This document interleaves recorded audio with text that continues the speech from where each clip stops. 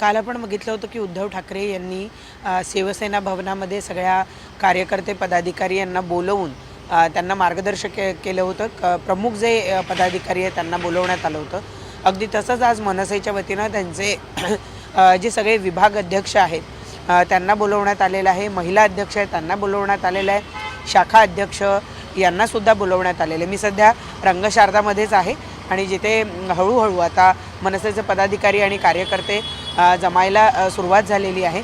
या सगळ्यांना आज मनसे अध्यक्ष राज ठाकरे नेमकं काय मार्गदर्शन करतात याकडे सगळ्यांचं लक्ष लागलेलं आहे। कारण अजूनही मनसेनं किंवा उद्धव बाळासाहेब ठाकरे पक्षानं त्यांच्या पदाधिकाऱ्यांना एबी फॉर्म दिलेला नाही आहे। तो यासाठी की कदाचित फोडाफोडीचं राजकारण होऊ शकतं, नाराज उमेदवार आयतेच विरोधकांना मिळू शकतात, या दृष्टीनं खबरदारी म्हणून हे एबी फॉर्म देण्यात आलेले नाही।